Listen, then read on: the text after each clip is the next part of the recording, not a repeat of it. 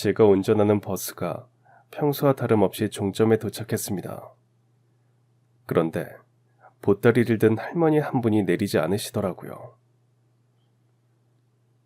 갈 곳이 없어서 그래요. 쫓겨났어. 그 말에 그냥 보낼 수 없어 하룻밤 우리 집에서 묵으시라며 집으로 모셔갔죠. 현관문을 열던 아내가 할머니의 얼굴을 보는 순간 갑자기 울음을 터뜨리는 겁니다. 아직도 그때를 생각하면 눈물이 날 것 같네요. 이제 제 나이 62, 운전대를 놓은 지도 한참이 지났네요. 매일같이 버스 노선을 따라 도시를 누비던 그 시절이 요즘은 마치 오래된 영화처럼 아득하게 느껴질 때도 있습니다. 그런데 참 이상하죠. 희미해져야 할 기억인데 이상하게도 그날 밤만은 잊히질 않습니다. 드디어 종점에 도착해 한숨을 내쉬고 있었죠. 붐비던 차량 안에는 어느새 승객들도 다 내리고 불 꺼진 종점의 다른 차량들을 보며 혼자 가만히 차량 안에서 기억을 더듬고 있던 때였고요. 그날따라 이상하게도 평소보다 시간이 천천히 흘렀다는 생각이 들었습니다. 그런데 아무도 없을 것이라 생각했던 차량 안 어딘가에서 누군가의 인기척이 들렸습니다.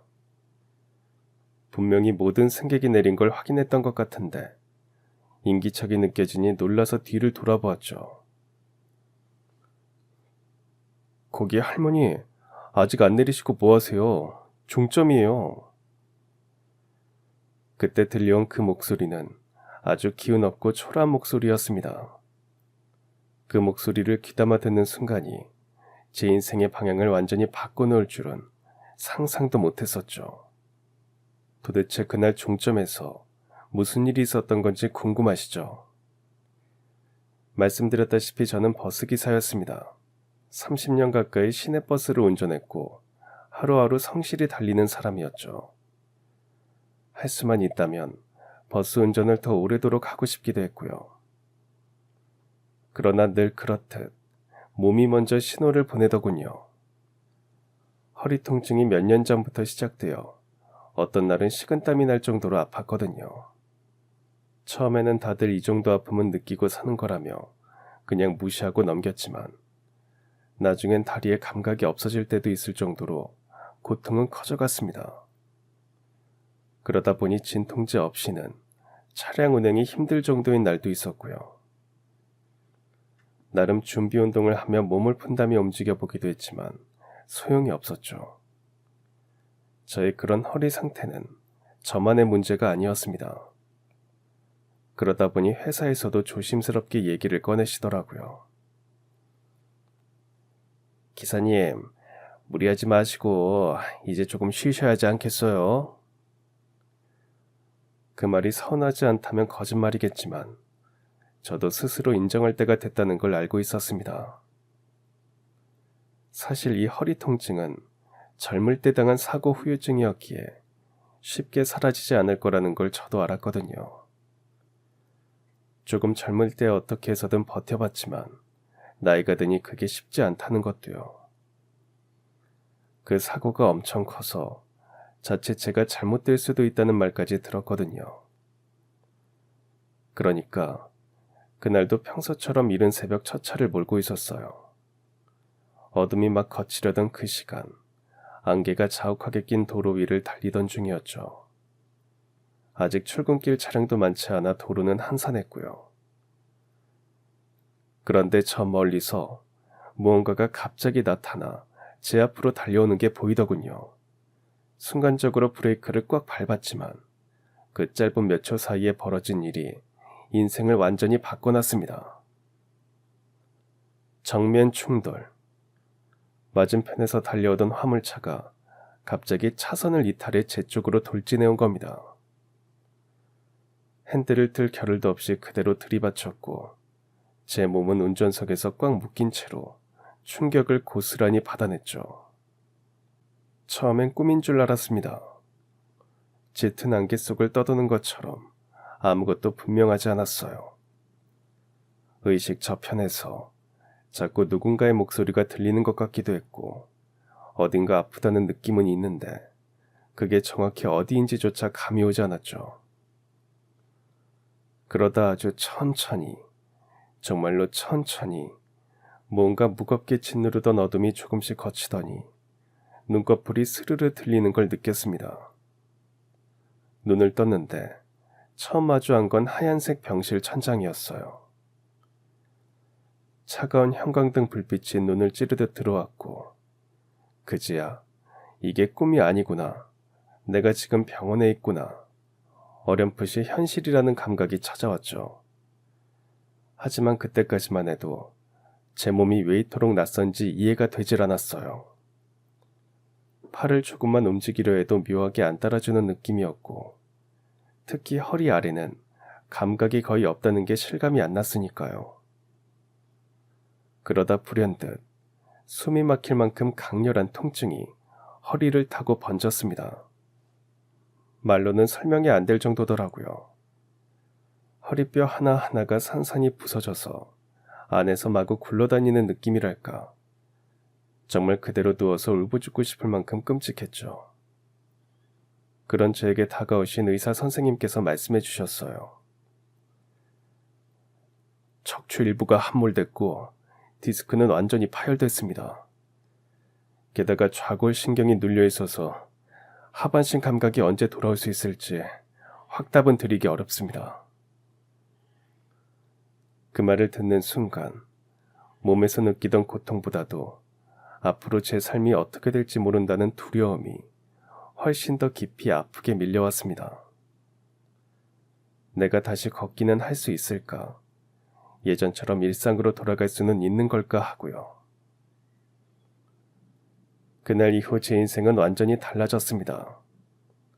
27, 이제 막 결혼식을 올리고 첫 아이가 찾아와 아내 뱃속에서 심장을 뛰고 있던 시기였기에 포기할 수 없었죠.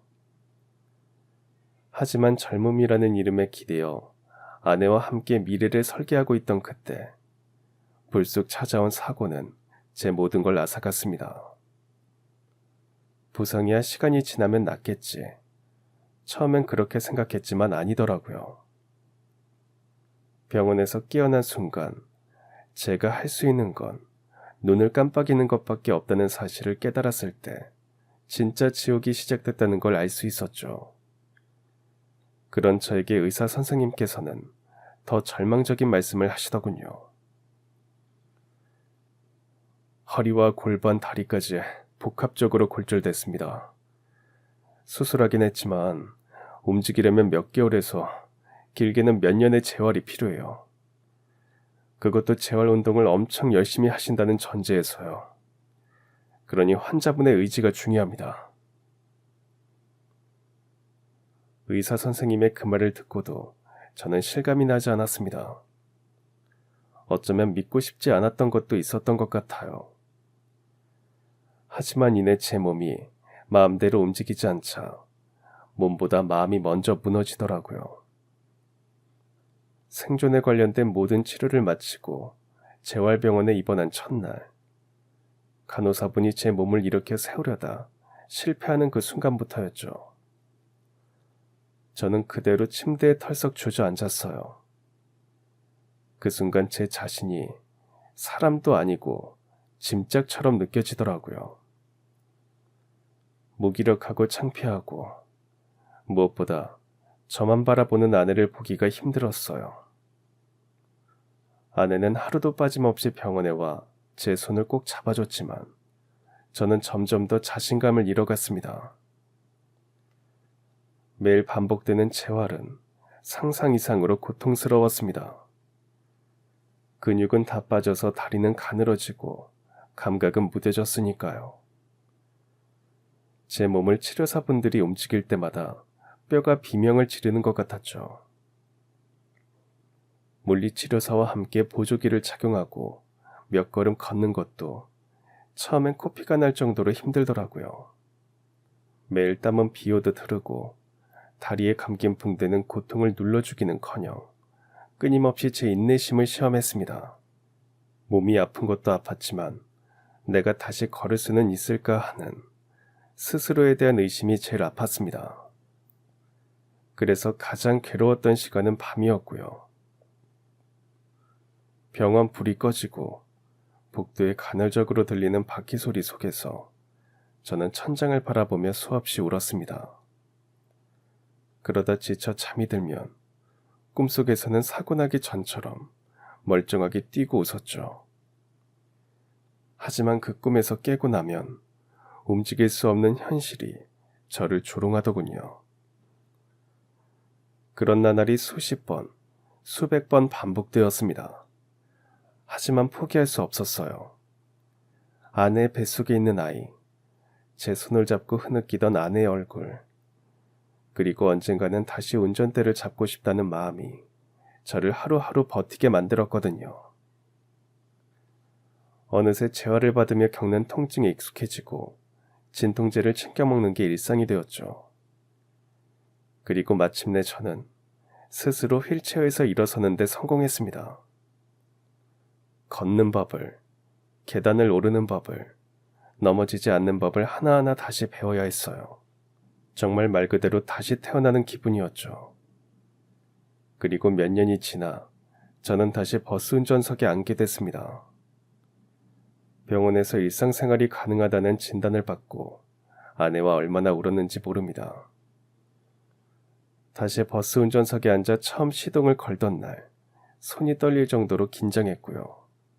하지만 운전석에서 바라보는 창밖으로 흘러가는 거리와 정류장, 승객들의 발걸음은 모두가 저에게 넌 아직 살아있어라고 말해주는 것 같았습니다. 그래서였을 겁니다. 그렇게 겨우 되찾은 일상이라 몸은 여전히 완전치 않아도 통증이 남아있어도 저는 그 자리를 쉽게 내려놓을 수가 없었어요. 하루하루가 기적 같았고 그 버스 안에서 저는 비로소 살아있음을 실감했으니까요.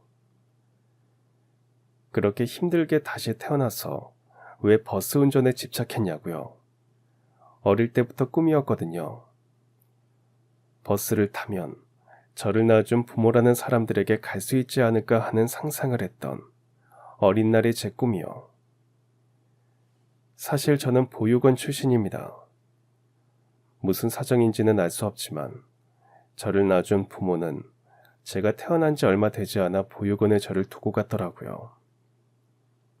두 돌을 칸 넘기고 보육원에 입소한 것으로 기록이 되어 있더군요. 저처럼 어린 나이에 입소한 아이들은 입양이 되기도 하지만 무슨 이유에서인지 저는 입양도 되지 않았어요. 어떤 친구들은 파양이 돼서 돌아오는 경우도 있었지만 저는 그러지도 않았죠. 저에게는 보육원이 집이었고 보육원 아이들과 선생님들이 가족이었고요. 하지만 그 집과 그 가족들은 저를 보호해주지도 사랑해주지도 않았습니다. 보육원에서의 삶은 말 그대로 생존이었으니까요. 보육원에서의 생활은 정이 오가고 따뜻한 품이 있는 가정과는 거리가 멀었죠. 그저 하루하루를 버텨내야만 하는 곳이었어요. 어릴 땐 왜 그런지 몰랐습니다. 기도할 때는 우리 모두 사랑받기 위해 태어났다고 하셨는데 그 말과는 달리 왜 어떤 친구만 유독 선생님한테 예쁨을 받는지 말이죠. 그리고 어떤 친구에 속하지 못한 아이들은 왜 늘 혼나고 벌을 받는지도 모르겠더군요. 왜 저는 늘 후자였는지도 모른 채 혼이 나야 했습니다. 다른 아이들처럼 저도 장난감을 갖고 놀고 싶었을 뿐이었거든요. 분명 보육원 안에 있는 장난감인데도 다른 애들 거라면서 왜 마음대로 만지냐고 손등을 찰싹 때리던 선생님의 손바닥이 아직도 기억나요. 그게 시작이었습니다. 나는 사랑받을 자격이 없는 아이구나 하는 생각을 한 게 말이죠. 그 생각은 저를 수시로 괴롭혀 밤마다 이불 속에서 조용히 울게 했어요. 우는 것을 들키지 않기 위해 손으로 입을 막으며 울었습니다. 혹시라도 울음소리를 들키기라도 하면 귀찮게 군다며 선생님은 짜증을 잔뜩 내면서 불이 꺼진 방 안에 저를 혼자 세워두곤 했거든요. 어둠 속에 홀로 서 있는 그 시간이 제 안에 차곡차곡 쌓였죠. 그리고 그렇게 쌓인 어둠은 나중엔 사람을 믿지 못하게 만들었고요. 그러다 보니 학교에 갈 때도 유독 더 긴장했던 것 같아요. 일단 보육원에서 사는 아이라고 하면 친구들이 다르게 보거든요. 초등학교에 들어가고 얼마 안 됐을 때 한 아이가 저에게 묻더라고요. 너 진짜 엄마 없어? 그럼 너 진짜 고아야? 부모가 있는 아이에게 듣는 그 말이 그렇게 아플 줄 몰랐어요. 오히려 그 아이에게 묻고 싶었죠. 너는 정말 너를 사랑해주는 부모가 있어? 하지만 저는 차마 그 말을 입 밖으로 내뱉지는 못했습니다. 그리고는 그 뒤로 항상 거짓말을 했어요. 나는 버림받은 게 아니고 엄마는 외국에 있고 아빠는 일 때문에 멀리 살아서 잠깐 보육원에 맡겨진 거라고요. 하지만 그 거짓말은 오래가지 않아 들키게 되었죠. 그래서 명절이나 무슨 기념일, 크리스마스 같은 날들이 제일 싫었어요. 정말 부모님 사정 때문에 보육원에 맡긴 친구들이 부모님 손잡고 외출을 하는 날이 바로 그런 날들이었거든요. 남겨진 다른 아이들은 예쁘게 차려입고 외출하는 아이들을 바라보며 멍하니 마당에 서서 남은 음식 냄새와 텅 빈 방만 마주해야 했고요. 그때 세상엔 기다리는 사람이 있다는 것 자체가 특권이라는 걸 알겠더군요. 그래서 끊임없이 누군가에게 기대고 싶고 의지하고 싶었던 것 같아요. 하지만 끝끝내 저는 의지할 곳을 찾지 못했고 중학생이 되고 나서야 조금씩 마음의 거리를 두는 법을 배웠어요. 누구도 제 편이 아니란 걸 너무 일찍 깨달았던 거죠. 그래서 더 단단해지려고 했어요. 울지 말자, 기대지 말자, 혼자 살아남자, 반복적으로 되새기면서요. 그렇게 저는 철이 들었고 다른 아이들이 꿈을 꾸던 나이에 저는 현실과 타협하는 법부터 배웠습니다. 그리고 그 와중에도 늘 마음 한구석에 자리했던 꿈이 하나 있었고요. 바로 버스 기사가 되는 것이었죠. 왜냐고요? 버스는 어딘가로 데려다 주잖아요. 가야 할 곳이 없던 저에게 그건 희망처럼 보였거든요. 누군가를 태우고 목적지로 데려다주는 그 일을 제가 할 수 있다면 언젠가 저도 누군가에게 도착할 수 있지 않을까 싶기도 했고요. 그렇게 어린 시절부터 꿈이었던 버스기사가 됐을 때는 정말 기뻤습니다. 혹시 누군가 저를 알아보고 저를 낳아준 사람들을 찾아주지 않을까 하는 기대도 했죠. 그랬기에 사고를 겪고도 저는 버스기사 일을 포기할 수 없더라고요. 물론 가족을 부양하고 생계를 이어가기 위한 수단이기도 했지만요. 하지만 종점에서 그날 저는 결국 멈춰설 수밖에 없는 제 스스로를 마주하고 있었습니다. 다시금 제 몸에 시련이 찾아왔고 이번에도 또 저는 싸워야 했으니까요. 그런 상황임에도 회사와 약속한 퇴직에 한 달 남짓 남은 어느 날 밤이라 매일이 아쉬워 막차 시간엔 홀로 한숨 지었고요. 그날도 얼마 남지 않은 버스 운행에 대한 아쉬움을 잔뜩 지닌 채 막차를 몰고 종점에 도착했을 때였습니다. 평소처럼 조용한 시간, 버스 안은 텅 비다시피 했었죠. 종점에 도착할 때까지 몇 정거장은 하차벨도 울리지 않았고 듬성듬성 보이던 승객들도 하나둘 내렸기에 어느새 저 혼자만 남은 줄 알았어요. 그런데 인기척이 느껴져 사이드미러를 슬쩍 보는데 맨 뒷좌석에 웅크린 실루엣이 보이는 겁니다. 작고 구부정한 어깨, 두 팔로 품을 꼭 감싸 안은 채로 앉아있는 모습이었죠. 누가 봐도 연로하신 노인이더라고요. 처음엔 잠이 드신 건가 싶어 조심스럽게 큰 소리로 말을 걸었습니다. 할머니 종점이에요. 이제 내리셔야 해요. 제 목소리에 천천히 고개를 드신 할머니는 마치 세상 모든 피로가 얹힌 표정이셨죠. 주름진 눈가가 촉촉하게 젖어 있었고 품에 안긴 가방은 무거워 보였고요.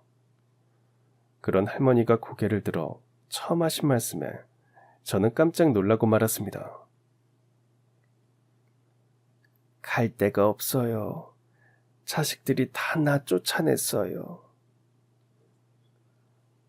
할머니의 목소리에는 떨림도 원망도 없이 그저 조용하게 느껴지더군요. 마치 무뎌질 만큼 아팠다는 듯이요. 그 순간 심장이 철렁 내려앉는 기분이었습니다. 어디선가 들은 이야기 같기도 했고 믿기지 않은 현실 같기도 했으니까요. 자리에서 일어나 천천히 할머니에게 다가갔습니다. 할머니는 그런 저를 슬픈 눈빛으로 가만히 바라보시며 다시 말씀하시더군요.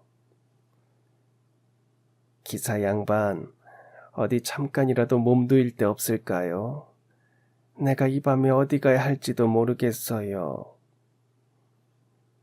순간 눈물이 나올 뻔했습니다. 그 순간만큼은 그냥 한 사람의 누군가로서 어떻게든 따뜻한 말 한마디라도 건네고 싶었고요. 이제 막 삶의 가장자리로 밀려나고 있는 저였기에 그분의 말이 남일처럼 들리지 않았거든요. 게다가 차 안 난방도 이미 꺼진 상태였고 밖은 비까지 흩뿌리던 날이었습니다. 할머니에게 내리시라며 몰아세운다는 건 도저히 할 수 없는 일이었죠. 그래서 결국 그날 밤 저는 그 할머니를 집으로 모셔왔습니다. 버스를 타는 누군가의 목적지는 항상 어디론가인데 그분은 아무데도 갈 수 없었으니까요. 할머니를 모시고 집 앞에 도착해서야 아내에게 말도 없이 손님을 모셔왔다는 게 떠오르더군요. 가끔 회식을 하다가 동료들을 이끌고 집으로 가면 아내가 항상 말했던 게 생각이 나서요.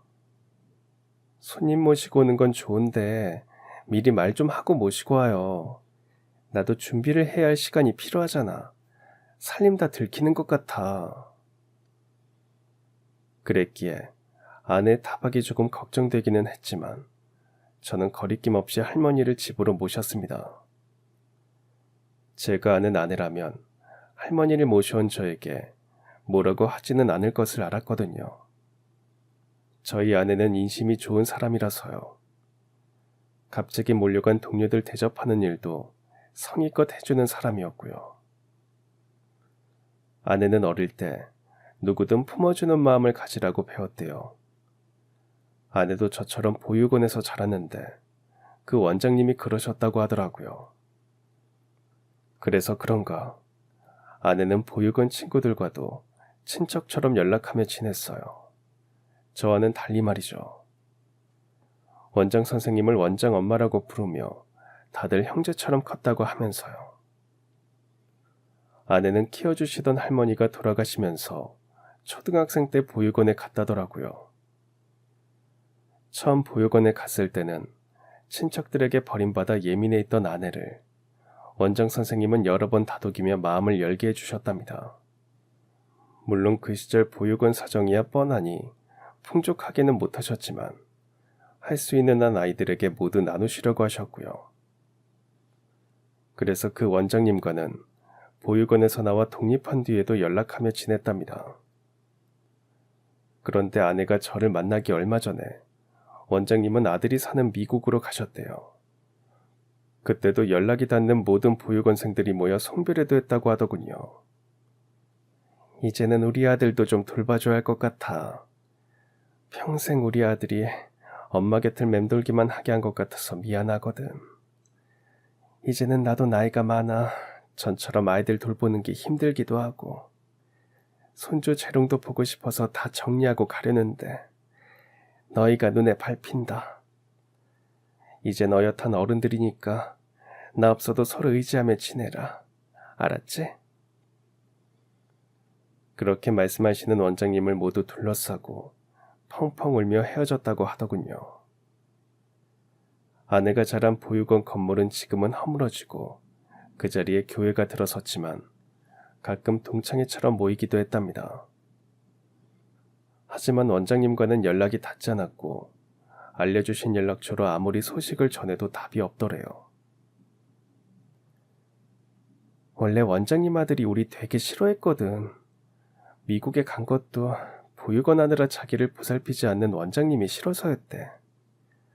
원장님은 그저 우리를 본인 아이만큼 보살피신 건데 그 아들 입장에서는 우리에게 엄마를 뺏긴 것 같았나 봐.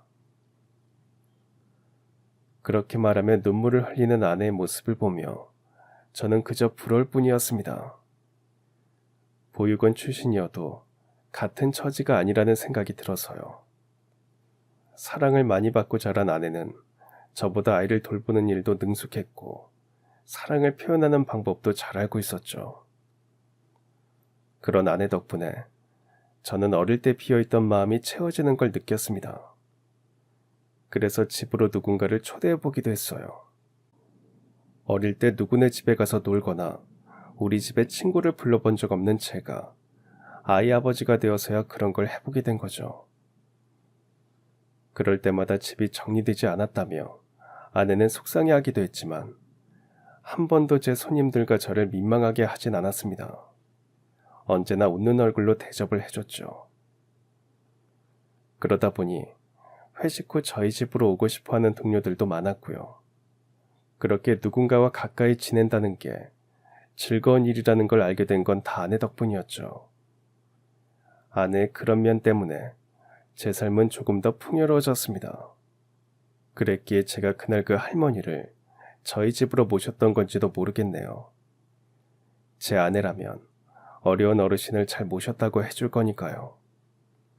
단지 조금 마음에 걸렸던 건 제가 퇴직을 앞둔 상황이라 아내가 생계전선에 뛰어들겠다며 자격증 공부 중이었다는 거였습니다. 그런데도 믿는 구석에 있던 저는 자신 있게 할머니를 모시고 집으로 향했죠. 제가 퇴근을 하고 현관문을 열고 들어서자 그 시간까지도 공부하고 있던 아내가 현관 앞으로 나오는 소리가 들리더군요. 왔어요? 오늘은 조금 늦었네. 허리는 어땠어요? 매일 그렇게 저를 맞아주는 아내의 목소리에 저는 대답했죠. 다른 날보다는 좀 괜찮았어. 저기 그런데 밥 좀 차려줘. 손님이 계신데 오늘 주무시고 갈 거야. 제 말에 놀란 아내가 저를 바라보며 묻더군요.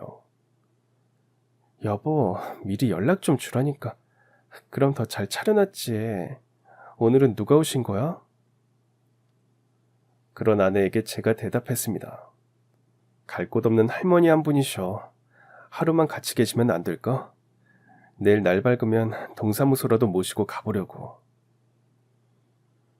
그렇게 대답하는 제 등 뒤로 할머니를 아내에게 소개시켰습니다. 그런데 그 얼굴을 본 순간 아내가 손에 들고 있던 컵을 떨어뜨리더군요. 원장님, 원장님이세요? 아내의 그 말에 저는 순간 멈춰 섰습니다. 제가 뭘 하기도 전에 아내는 손으로 입을 틀어막고 울기 시작했고 그 할머니는 조심스레 아내의 얼굴을 바라보며 고개를 끄덕이시더니 웃으셨죠. 지연이 맞지? 아유, 맞아. 우리 지연이 잘 지냈어? 조금은 부끄러운 듯이 그렇게 말씀하시는 할머니를 아내는 와라 끌어안으며 엉엉 소리를 내며 울기 시작했습니다. 갈 데가 없어요.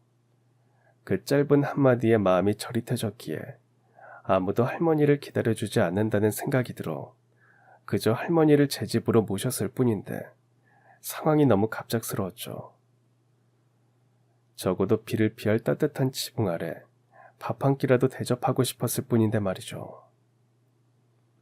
그런데 할머니를 보는 순간 아내의 표정이 굳어졌고 떨리는 손으로 입을 틀어막은 채 눈망울이 붉어지기 시작하며 우는 통에 정신이 없더군요.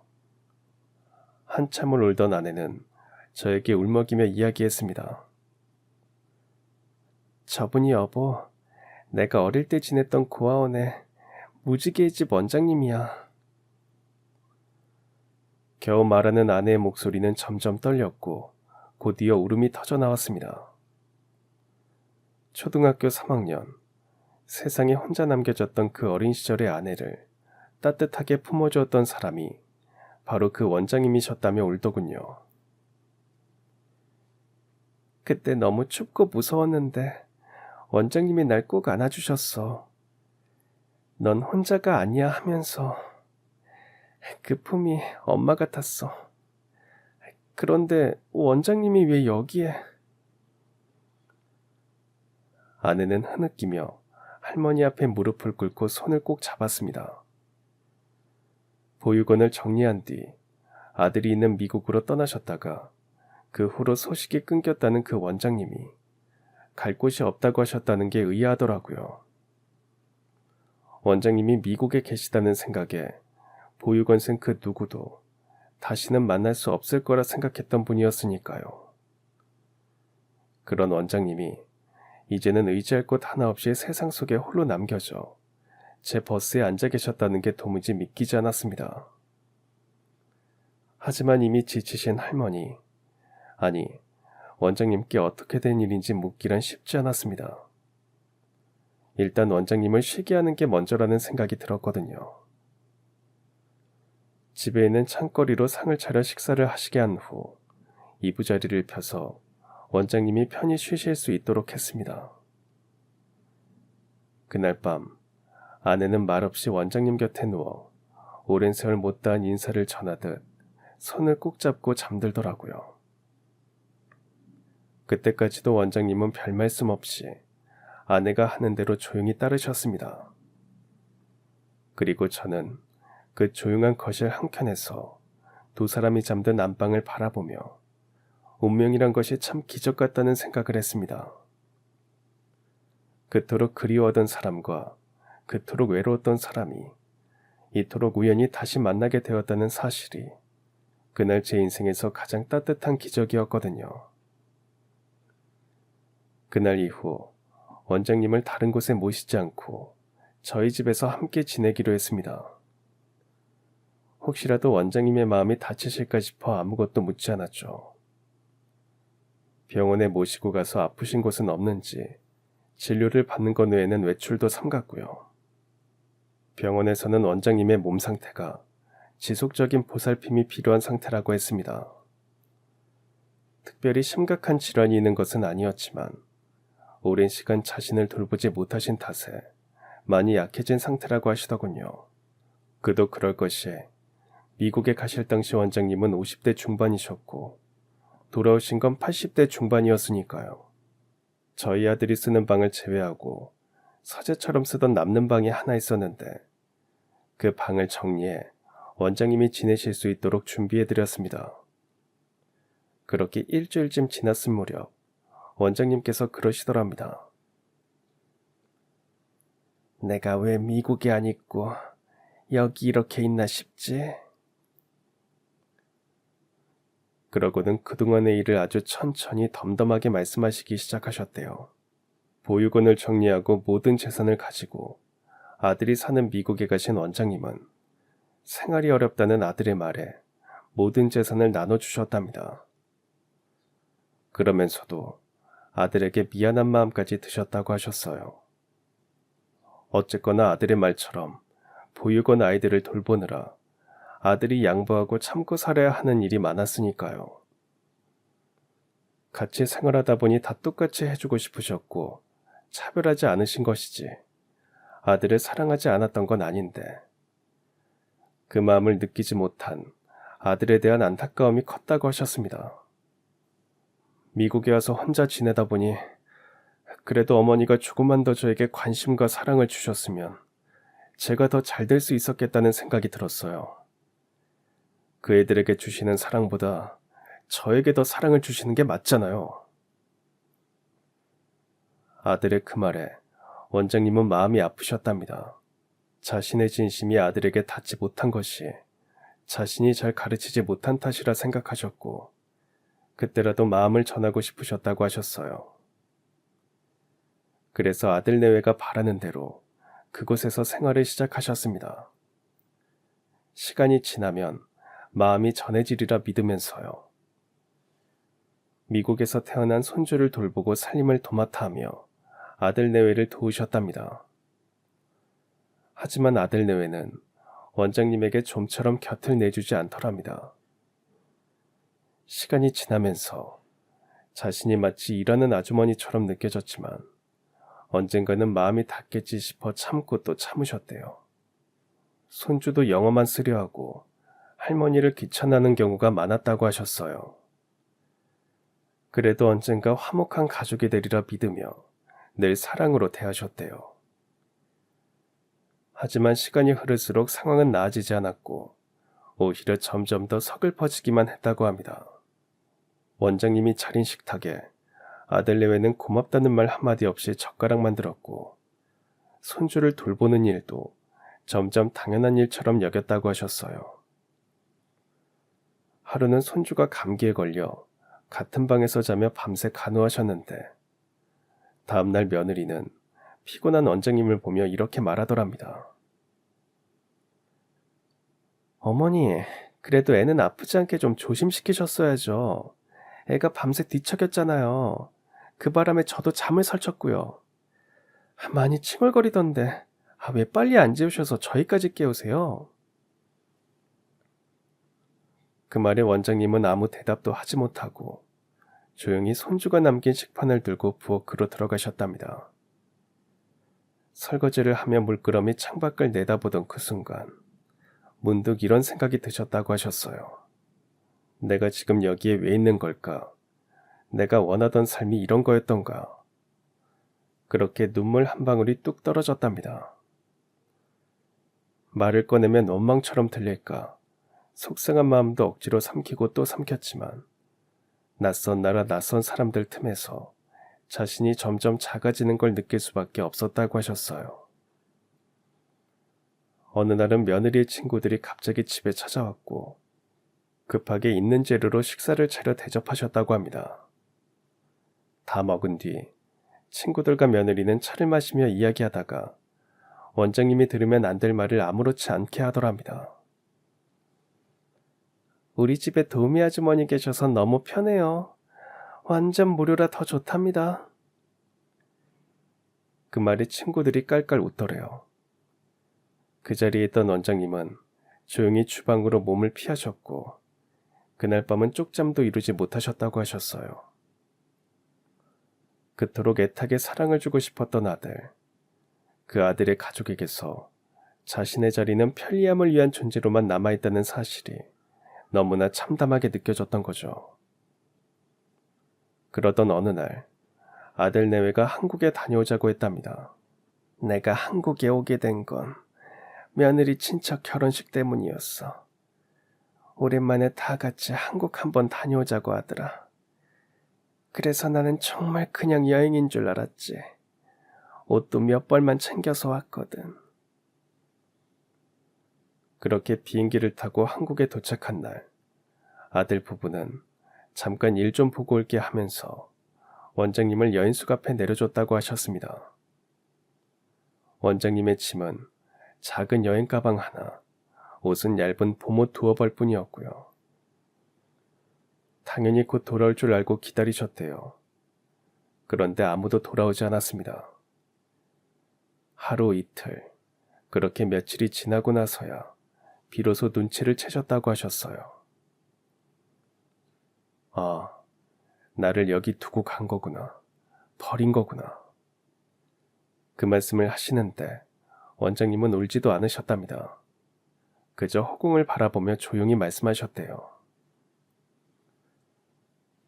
나이가 들고 몸이 약해졌다고, 더 이상 돌볼 수 없다고 그렇게 나를 두고 가더라. 손주 다 클 때까지 내가 어떻게 살았는데 그건 아무 의미도 없는 일이었나 봐. 그 말을 아내에게 전해 듣는 순간 저는 아무 말도 할 수 없었습니다. 그저 부들부들 떨며 목소리를 낮춰 말하는 아내의 손만 꼭 잡아주었죠. 한참 동안 눈물을 흘리던 아내가 그러더라고요. 그 많은 사람들을 가르치는 건 잘하셨는데 자식 가르치는 건 실패하신 거야. 우리들 돌보시느라 말이야. 너무 마음이 아파. 저는 그런 아내와 상의해서 원장님을 위해 확실히 저희 집에 거처를 마련해 드리자고 했습니다. 연로하신 데다 몸 상태도 안 좋으시니 혼자 계시기는 어려웠고, 무엇보다 아내에게는 어머님 같은 분이기도 하시니까요. 마음 같아서는 좋은 요양시설에 보내드리고 싶었지만 저희 형편상 그러기는 힘든 상태였기에 저희가 직접 모시는 쪽으로 결정했습니다. 그렇게 근거리에서 어른과 지내본 적은 없었지만 해보기로 마음먹었죠. 그 얘기를 저와 나눈 후 아내는 자연스럽게 보육원 동기들에게 원장님이 한국에 오신 사실을 알리며 연락하기 시작했습니다. 원장님은 보육원생 모두가 그리워하던 분이었기에 그 소식을 전해 듣고는 모두가 만나 뵙고 싶어 했답니다.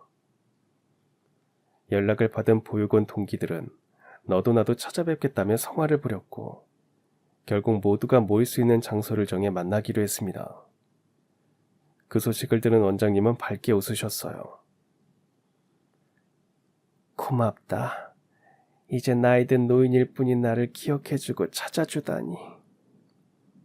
이후로 며칠간 아내의 전화는 원장님을 찾는 여러 보육원생들의 연락으로 불이 날 듯 울렸습니다. 그러던 중 아내와 자매처럼 지냈던 친구 민재라는 이가 전화를 걸어왔습니다. 외국에서 생활 중이라 자주 만나지는 못했지만 저희 결혼식 때도 여러 번 당부하며 전화를 바꿔가던 사이였기에 늦은 시간에 전화도 반가웠죠. 언니, 진짜 원장님이 한국에 계신다고요? 언니 집에? 그렇다니까. 지금 우리 집에 계셔. 그 말에 알겠다고 하던 민재는 며칠 안 돼 곧바로 한국에 들어왔습니다. 어릴 적부터 수완이 좋아 사업을 시작했고 해외에서 성공한 기업가로 살고 있어 자주 오기 어려운 상황인데도 원장님이 계시다는 말에 시간을 쪼개 달려온 것이죠. 안 그래도 없는 시간을 내서 온 터라 얼굴은 피곤해 보였지만 원장님을 보자마자 안기며 펑펑 울고는 어리광 부리듯 말씀드렸습니다. 제가 이렇게 일할 수 있었던 건 다 선생님 덕분입니다. 선생님 없었으면 전 어쩌면 지금 없었을지도 몰라요. 제가 지금 가진 걸로 그 은혜 꼭 갚겠습니다. 민재는 원장님의 상황에 대해 이것저것 물었습니다. 그 물음에 아내는 조금 민망해하면서도 성실하게 대답했죠. 지금 상태로는 혼자 계시는 건 위험하대. 집안에서 작은 부딪힘도 큰 사고로 이어질 수 있어서 전문적인 요양 환경이 필요하다고 하더라. 그 말을 들은 민재는 바로 움직이기 시작했습니다. 인터넷으로 요양시설을 샅샅이 찾아보더니 며칠 뒤에는 직접 몇 곳을 돌아다니기 시작했어요. 언니, 형부, 제가 이렇게 하는 거 서운하시죠? 저도 언니랑 형부가 누구보다 원장님 잘 모실 분들이라는 거 알아요. 그런데 원장님은 찾는 보육원생들이 많잖아요. 그분들을 다 언니랑 형부가 감당하기엔 너무 힘든 일이라는 걸 잘 알기에 제가 대신해드리는 거예요. 원장님도 그게 더 마음이 편하실 거예요. 민재가 내건 조건은 단순했습니다. 원장님 체면 구길 일 없어야 하고 모두가 자주 찾아뵐 수 있어야 해. 그리고 무엇보다 원장님이 집 같다고 느끼실 수 있어야 하고. 그 조건을 충족하는 곳을 찾기 위해 민재는 거의 2주 가까이 발품을 팔며 직접 뛰었고 어느 날 저에게 전화를 걸어왔습니다. 형부, 주말에 시간 좀 내실 수 있을까요? 원장님 모시고 갈 요양주택인데 직접 같이 봐주시면 좋겠어요. 그 말에 저희 부부는 민지가 알려준 경기도 외곽의 작은 마을로 향했습니다. 그런데 도착한 그곳은 병원처럼 차가운 요양시설이 아니었습니다. 마당에는 작은 텃밭이 있었고 나무 데크로 된 툇마루 옆엔 바람에 흔들리는 바람개비가 돌아가고 있었죠. 실내는 따뜻하고 아늑했으며 무엇보다 병원 냄새가 나지 않은 게 참 좋았습니다. 병원보다는 여러 어른들이 모여 사는 공동체 같은 느낌이었어요. 의료진들도 밝게 웃고 인사를 건네주셨고요. 게다가 저희 집에서도 멀지 않아 다른 원생들이 방문하기에도 접근성이 좋은 위치였습니다. 모든 조건이 만족스러웠죠. 민재가 문을 열고 보여준 방은 햇살이 잘 들었고 원목 가구로 꾸며져 있었습니다. 병원 침대 대신 편안한 전동 침대가 있었고 TV도 설치되어 있었으며 벽에는 보육원 동기들의 사진을 걸 공간도 정성스럽게 마련돼 있었죠. 그렇게 우리는 원장님을 그곳에 모시기로 결정했습니다. 원장님도 그 요양주택을 둘러보시고 마음에 든다며 웃으셨어요. 처음에는 원장님께서 낯선 환경에 잘 적응하실까 걱정했지만 이사한 지 사흘 만에 원장님께서 먼저 말씀하시더라고요. 여기 참 좋다. 병원이 아니고 꼭 집 같아. 내가 무슨 복으로 이런 좋은 곳에서 너희들을 보며 살게 된 건지 모르겠다. 그 한마디에 아내도 민재도 눈시울이 뜨거워졌다고 해요.